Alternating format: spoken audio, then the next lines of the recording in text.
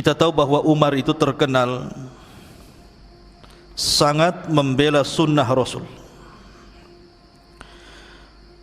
Umar ini orangnya cerdas, sangat cerdas, baik di masa jahiliyah ataupun ketika dia masuk Islam.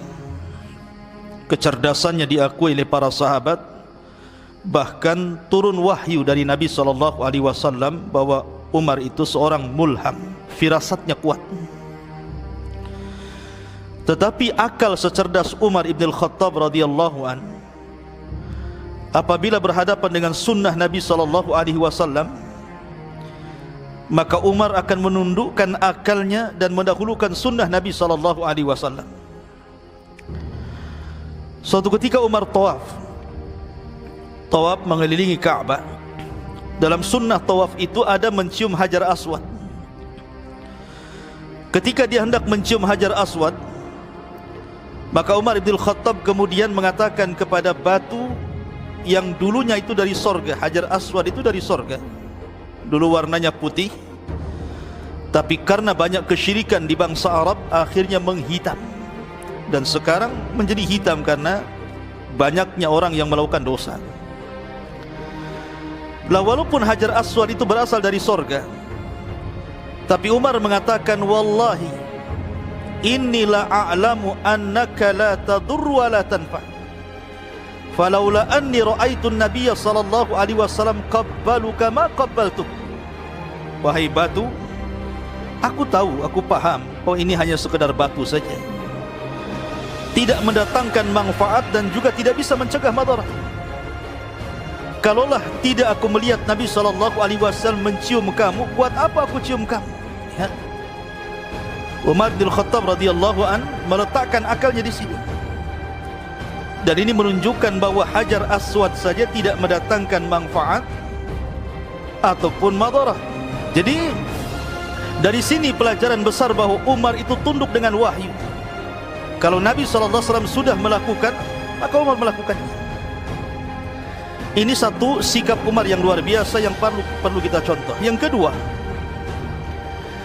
ketika beberapa orang sudah mulai melakukan salat di pohon yang dulu di masa Nabi SAW terjadi pembaiatan pertama, namanya Bai'atul Aqabah.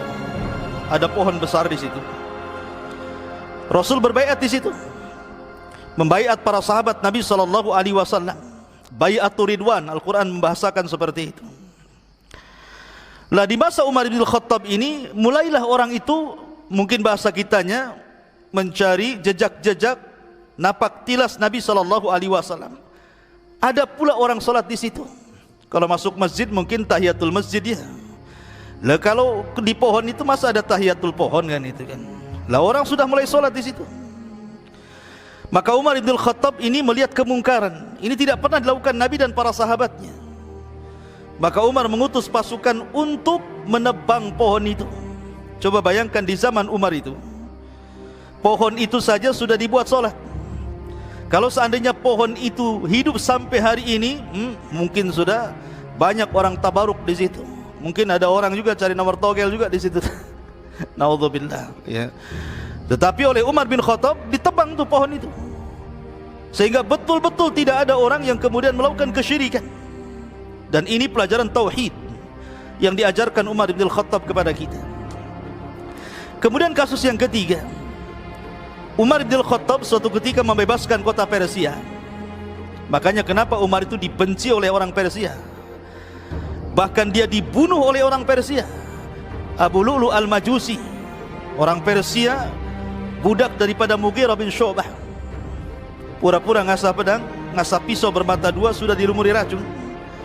Rupanya ketika Umar sholat subuh dan menjadi imam, ditusuk dari belakang entah berapa kali, sampai Umar merasakan seolah-olah dia sedang digigit anjing. Akalatni kalbun, katanya, ini anjing siapa yang menggigitku, padahal dia sedang ditusuk oleh Abu Lu'lu. Sampai akhirnya darah mencucur, Umar tumbang pingsan, belum selesai sholat, di tengah sholat. Maka Umar dibawa ke rumah dan digantikan sholatnya oleh Abdurrahman bin Auf dengan sholat yang ringan. Jadi orang Persia itu tidak suka dengan Umar itu, karena dia yang memerdekakan Persia sampai Baitul Maqdis jatuh ke tangan kaum muslim. Makanya lihat orang-orang Syiah itu hidup di Persia. Ya, di Persia itu orang-orang Syiah, makanya benci sekali kepada Umar. Lah ada sebuah kota di Persia itu, di situ ada kuburan seorang nabi Bani Israel namanya Daniel. Nabi Daniel, salah satu nabi dari nabi-nabi Bani Israel, itu disembah oleh orang-orang situ. Maka Umar bin Khattab melihat kemungkaran banyak orang yang kuburiyun menyembah kuburan. Akhirnya Umar mengutus pasukan untuk menggali kuburan Nabi. Malam-malam diutus pasukan, digali kuburan itu. Setelah digali kuburan itu, dipindah ke tempat lain, dibuat 9 kuburan, 8 kosong 1 isi. Gitu ya. Jadi malam-malam itu dibuat ada 9 kuburan. Ini yang 8 kosong hanya kubur-kuburan gitu. Yang 1 isi itu kuburan Daniel, sehingga orang tidak tahu yang mana satu kuburannya itu. Lah dari sini Umar bin Khattab juga ingin mencegah. Dalam bahasa usul disebut syaddud dari'ah namanya, mencegah sebelum terjadi kesyirikan. Karena memang Persia itu terkenal orang-orang para penyembah berhala, penyembah api di zaman itu. Tapi dengan dibebaskan Persia, akhirnya Persia menjadi negeri Islam. Ini mauqif yang ketiga, bagaimana Umar bin Khattab radhiyallahu anhu berusaha memperjuangkan sunnah Nabi SAW. Kemudian juga yang kelima, ketika Nabi SAW bertanya kepada Umar, "Ya Umar, wahai Umar, bagaimana kau mencintai diriku?" Maka Umar bin Khattab mengatakan, "Demi Allah wahai Rasul, demi zat yang jiwaku berada di tangannya, engkau lebih aku cintai dibandingkan hartaku, dibandingkan keluargaku, dibandingkan manusia yang kucintai kecuali diriku." Kata Nabi SAW, "La ya Umar, hatta min nafsi." Kamu belum mencintai diriku karena masih mendahului dirimu. Maka Umar pun mengatakan, "Aku lebih mencintaimu wahai Rasul SAW daripada hartaku, anak-anakku, dan seluruh orang yang kucintai termasuk diriku." Kata Rasul, "Al-an ya Umar, al-an." Itulah baru kecintaan. Karena Nabi SAW bersabda, "La yu'minu ahadukum hatta akuna ahabba ilaihi min walidihi wa walidihi wan nasi ajmain."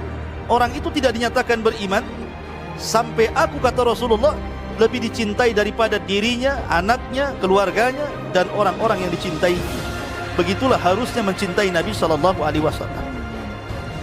Ma'asyiral muslimin yang dimuliakan Allah Subhanahu wa taala, ketika Nabi SAW diisukan bercerai dengan istri-istrinya, karena terjadi, mungkin bahasa kitanya demo.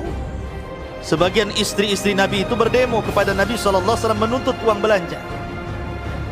Kalau istri Nabi saja demo, bagaimana pula istri antum? Makin demo lagi. Istri Nabi saja menuntut kepada Nabi SAW tambahan belanja. Dan itu sifat wanita. Antum makin dikasih, istri antum tuh makin melonjak biasa.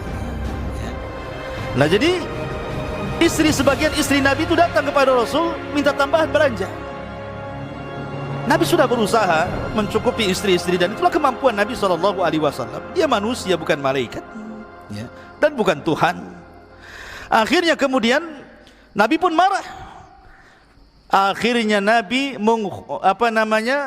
keluar dari rumah istri-istrinya, bukan mendihar, ya. Jadi keluar dari rumah istri-istrinya, akhirnya dia tinggal di satu tempat di samping kandang kuda itu.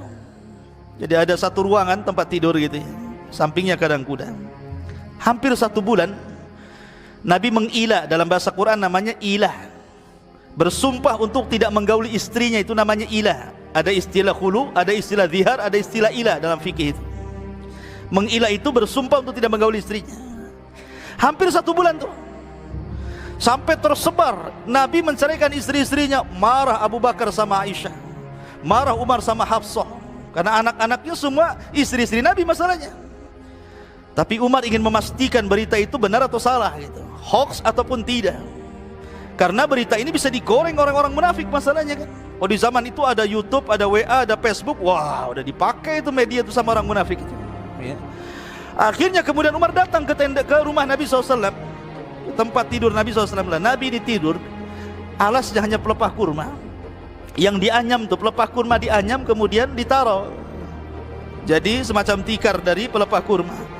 Otomatis kalau kemudian Rasul tidur kemudian bangun, ada bekasnya, karena di zaman itu baju yang dipakai bukan seperti ini. Ada yang mengatakan baju di zaman itu seperti orang ihram.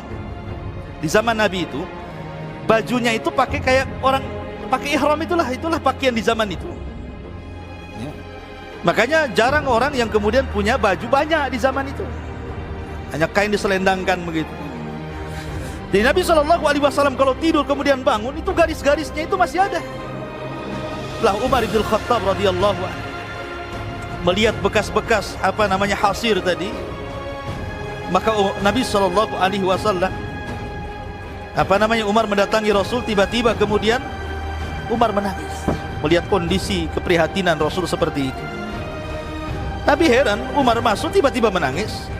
Maka Rasul mengatakan, wa ma yubkika ya ibnal Khattab, kenapa kau menangis wahai ibnul Khattab, ada apa? Maka Umar mengatakan, ya Rasulullah, inna Kisra wa Qaisara fima huma fihi wa anta Rasulullah sallallahu alaihi wasallam. Kata Umar bin Khattab, Rasul, saya pernah menjumpai Raja Persia dan juga Raja Romawi. Mereka luar biasa. Tempatnya megah, kasurnya empuk, dayangnya banyak. Subhanallah. Sementara engkau utusan Allah seperti ini. Maka Nabi SAW mengatakan, ya Umar, amma tarda an takuna lahumat dunya walakal akhirah. Umar, apakah kau ridha lebih meminta di dunia sementara di akhirat lebih baik dibandingkan dunia? Nanti ada masanya di mana Allah Subhanahu wa taala akan memberikan sesuatu yang jauh lebih megah, mala ainun ra'at wala udunun sami'at wala khatara ala qalbi bashar. Kenikmatan yang tidak bisa dilihat mata, didengar telinga, terlintas pun tidak. Itulah kenikmatan sorga wahai Umar. Jadi Nabi menasihati, tapi lihat bagaimana Umar bin Khattab selalu memperhatikan Nabi SAW. Makanya wajar kemudian dia jadi orang kedua setelah Abu Bakar yang diajak musyawarah Nabi SAW. Karena perhatiannya luar biasa dan punya kecerdasan yang luar biasa. Bahkan syariat azan, paham ya antum azan? Azan ini sebenarnya salah satu yang berjasa adalah karena mimpinya Umar. Dulu ketika datang ke kota Madinah, orang bingung cemana mengumpulkan orang ke masjid karena belum ada azan. Maka sebagian sahabat mengatakan, Rasul, kita tiup trompet saja kalau datang waktu sholat. Ya. Yang lain mengatakan, Rasul, kita buat lonceng saja, kita tabuh aja lonceng datang waktu sholat. Yang lain mengatakan, kita cari api, kita pas waktu sholat kita nyalakan di ketinggian, jadi orang paham. Rasul tidak mau, karena itu amalannya orang Nasrani, amalannya orang Yahudi, dan amalannya orang Majusi.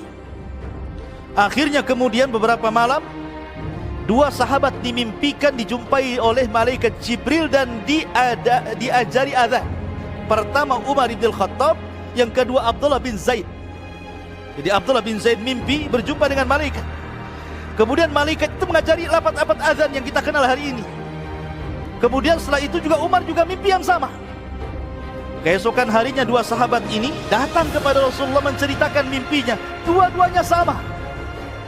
Maka melihat kesamaan mimpi itu, apalagi yang bermimpi Umar bin Khattab dan itu sebuah kebaikan, maka Rasul mengatakan kepada Bilal, "Qum ya Bilal fa'adzin." Bangkit wahai Bilal, azanlah. Maka kemudian Bilal diajari lafaz azan, lafaz yang dimimpikan Umar bin Khattab dan Abdullah ibn Zaid. Dan itu menjadi sebuah syariat sampai hari ini kan. Lafaz azan ya seperti itu, kecuali orang Syiah. Orang Syiah itu ada tambahan dalam azan. Ya. Ada tambahan di ujung sebelum takbir. Ma'asyiral muslimin yang dimuliakan Allah Azza wa Jalla. Kemudian juga di antara sikap Umar bin Khattab karena cintanya dengan Nabi SAW, Umar pernah menangis gara-gara Rasul menceritakan tentang kisah dia masuk ke dalam surga. Dan ini sudah saya ceritakan di muqaddimah. Jadi Nabi SAW itu melihat ada satu istana di surga ketika peristiwa Mi'raj itu. Istana itu terbuat dari emas, karena bahan baku surga itu emas sama perak saja. Jadi ini ada bangunan besar, istana terbuat dari emas. Kemudian Nabi SAW setelah dijelaskan bahwa itu istananya Umar, penasaran Rasul itu, ingin mendekati dan masuk ke dalam istana itu. Belum sampai masuk, Ya, masih menuju istana, dilihatnya ada bidadari di situ. Ada seorang wanita yang sangat cantik sekali sedang berwudu. Maka Nabi SAW menundukkan pandangannya. Bayangkan, ini di sorga loh ya. Di sorga itu semua halal, tidak ada yang haram di sorga itu, dan tidak dilarang melihat wanita di sorga itu. Tapi Nabi menundukkan pandangan ini, menunjukkan apa? Nabi ingin mengajarkan kepada kita tentang ghaddul basar. Kemudian Rasul tidak jadi, balik lagi.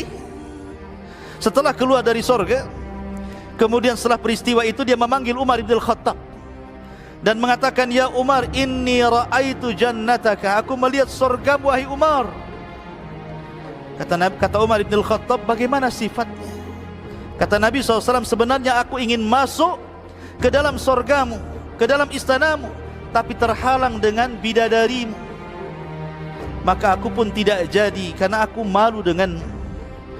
Kata Nabi, kata Umar bin Khattab sambil menangis, ya Rasulullah, ya Rasulullah, wahai Rasul, a'alaika agharu ya Rasulullah, a'alaika agharu ya Rasulullah. Rasul, haruskah aku cemburu denganmu? Haruskah aku cemburu denganmu? Ini kan wanita di sorga. Lain kalau istri kita di dunia kan itu ya diganggu orang ya cemburu. Ini kan wanita di sorga. Haruskah aku cemburu denganmu? Sambil menangis Umar bin Khattab radhiyallahu anhu di hadapan Nabi SAW. Masya Allah, itu cintanya Umar luar biasa kepada Nabi SAW. Ya. Makanya Umar tidak pernah meninggalkan Nabi SAW. Sampai ketika wafatnya, dia mengatakan kepada Abdullah putranya, Abdullah bin Umar, tolong sampaikan kepada Aisyah, tolong sampaikan kepada Aisyah, jangan katakan dari Amirul Mukminin. Aku sudah bukan Amirul Mukminin. Katakan dari Umar bin Khattab. Bisa enggak aku dikuburkan di samping Rasulullah? Kata Aisyah radhiyallahu anha, sebenarnya tempat itu untukku, tapi karena yang meminta Umar bin Khattab, maka aku izinkan. Sampai meminta dikubur itu di samping Nabi juga.